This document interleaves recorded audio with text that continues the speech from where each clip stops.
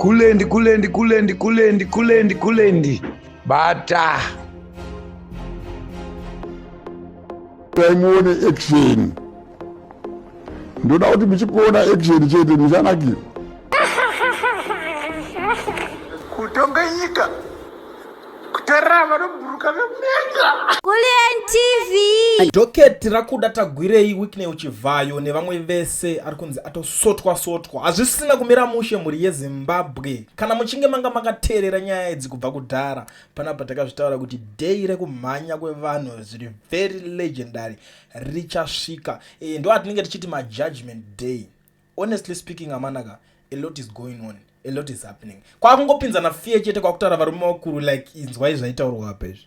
kana vakakuisa chitima chezambezi chejakuaini kana vakakumbira kunofonesa makwari kugara zvakotasi vakanyarana kana mafemo azodzoka zvakanaka osvika chokwadi chingoripo ndechongoti vanhu mazuvaano havachatye zvekuchikidzirana zvekudza bhosi kuna vamwe vanhu vacho vakutoti nature yavo havavhunduke. Imagine uchida kupinza munhu akaita saVP Chiwenga Fiye, imimi makatiza mugabe muchimhanya kuita ndakatonzwa kuti vamwe vakabuda vari mutaire gonyeti, unoona taire gonyeti zvarakaitirere wanziwa ndakapinda mukati momo ndobva rapomperwa richitanga kufamba manje richitenderera vari imomo rakakrosa, then vachingopedza kukrosa ndobva taire ravhurwa vakomana bva vabudiswa imomo, ndo zvaitaurwa zvichinzi ndo mabudiro akaita vamwe vacho kureva kuti ma1. And ipapa pandiri kunzwa kuti zvoni people like ana Amos Chibaya vatoredi kugadzira chingunguntengu chavo chavari kusota hapachanakidza this time around. Ndiri kutaurirai kuti politics dzaakutanga kudzoka manje, ndezvekuti madzokera adziri kuita ma1. George Charamba izvesu ari kubuda ari kuramba nyaya iripo, bosi anzwa kuti maDockets chichichi nyaya dzacho dzakupisa, ndobva atanga kutaura kuti zvoni mota dzaweekend Chivayo dzari kunzi akapa vanhu machairman dziya yeZANU-PF zvima 100,000 zvezvainzi ari kuningira vanhu nemaambulance ainzi akadonata vanzi aiwa zvinhu zveiuningirikini kudhara zvestate car izvi, but munhu akabudisa akakanyora paningirini pake achitaura. So ndo patinobva tazodzoka back kuti pane zvataurwa speech yamudhara Geza achitaura kuti zvoni izvi zvinhu zvisi kutengwa nemari yaweekend ari kutotumwawo ari kutotambiswa front kuti azvitenge, but isusu takadecide takachuza kuignore, tikaramba takakula down. Izvezvi manje zvakuchitanga kubuda pachena, vari kuita kakufumurana every day, kakushayisana hopeso.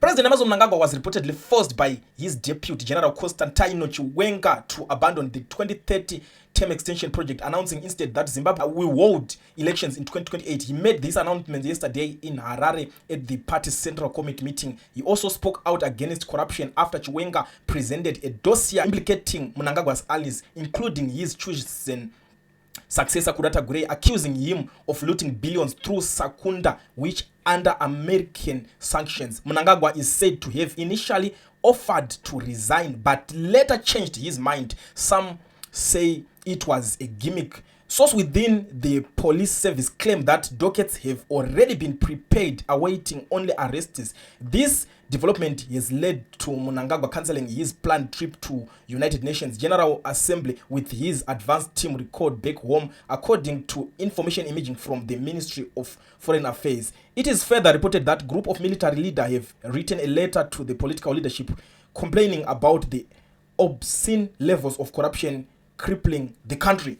Kudopeta izonzwa kachiti uyandipfekedza saga ari kurakiwa Geza yatara ari kula. Saka it looks like mdala Geza is well informed. Zvese zvaari kutaura zvezvia ma1 izvozvo zvakutanga kubeka sense, endo ndakambona umwe wakutanga kuti is just a content creator ari kungotaura zvinhu zvakanaka, but I still remember achitaura achiti do you see any fear zvakanditarisa. Ndikukudzai kuti pachamhanywa zvimwe zviri very legendary. You know, after ma-issues ese ari kuitika yaka hazvisi kungoitika zvichibva zvaperera ipapo. Pane mamwe mashiripiti futi ari kutoitika muZimbabwe, ari kutoita vanhu varambe pakusvika pakuboikana zvechokwadi. Imimi da kuti mundiudzewo imimi kana mune kwamakakurira, mune kwamunoswera muri imimi. I understand kuti kune vanhu vazhinji vanoleka exposure zvekuti vanobva vasvika pakutoindosa kuti 2013 isvike yakadai so, vanhu vachivaka this kind of tumabridge twakadai so. I want you to have a look. Tarisa ionera yediriro. Zviri kuitwa panapa zvinhu zvaratidza kuti ward 41 yava nomwe muono nevision yapuresident wedu kuti nyika inovakwa nevene vayo.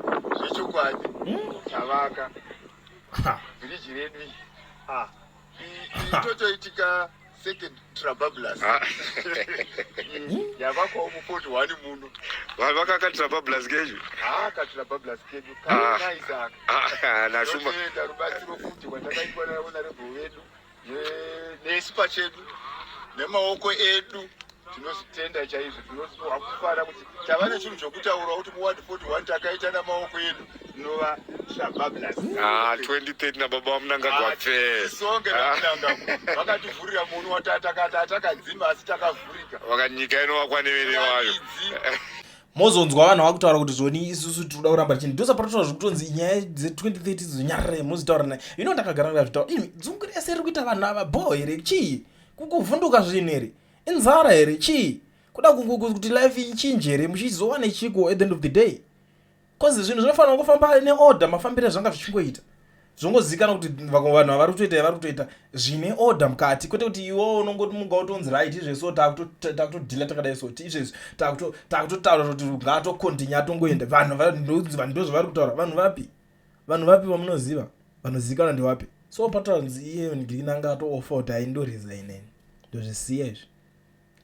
Daniel Garwe is nowhere to be found at the moment. Haasi kutobudikira hazvitotaurika dzungu rese rakabhara pera kuti pepepe because ari easy kurova wakamutarisa waya akabva komana wakamusvikira magenerals aya ari easy wakamutarisa face zvino kuti uyu anorovekawo because kuna munhu unongoona kuti idamba iri rinoroveka chaizvo wakatimutarisa so kuti tototi mahwanda iwewe ana mavetera handichatotauuri mazita acho ndotozogona kutozonyara totonyara zvese zvenoise yese inenge ichiitwa nevaya I understand kuti zvindi vanhu munogona kunge muinazvo muti toda kushinga.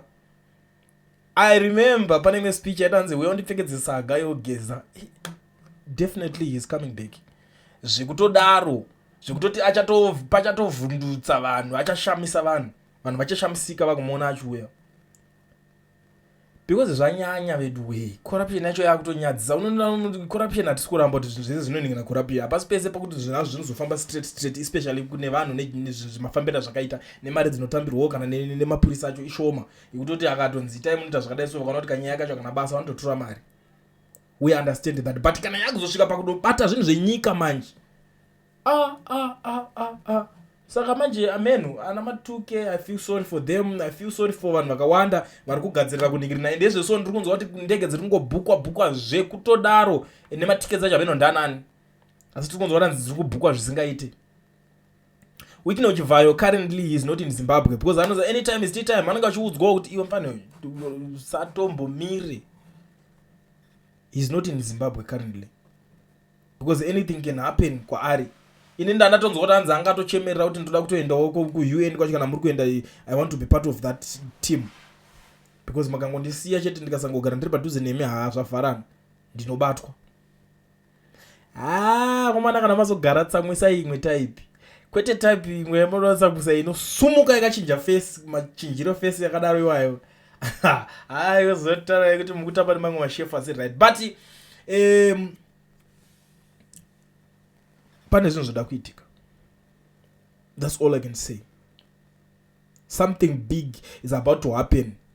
Breaking news dzatopa dhuze tuya tichizitaura ende muchanakirwa andi ndosakachimbofundiragare nombotsvaka ndikaclip kamudharageza chimirire action njaiona manje ende muchanakirwa. So without wasting much of your time muri Zimbabwe because it was at time yakakosha ukada kuti ndikada kunyororwa nguva yakareba ndiri panapa zvinogona kubva zvotoitika nditori busy kutaura leso saka zvoda kuti ndimbomira futi ndikamboenda paside ndotarisa futi kuti zvapapi ndichimbobvunza chididi because nhasi even kana makozi ende zviri kuringa zvimaningirikini zvimawhatsapp zvese zviri mumalaptop ingori kwazitika zvakadai saka atori mahwani izvozvo ndambombopoza ndambozvisa paflight mode kuti ndingoyani kuti hazandimbosangana nemi but I will be back soon. But before I disappear, I'm going to visit. Kana chingori mu South Africa, uchido register company. Ubovurwa FNB business account. Usina work permit kana study permit. Zva easy mazuano. Pane inonzi education research. The only company iri kubatsira mazimba ku register ma company nekuvhura ma FNB business account. Usina work permit kana study permit, don't worry. or education research inocover dhiri racho rese inopedza newe. So contact them on the numbers that are showing on the screen.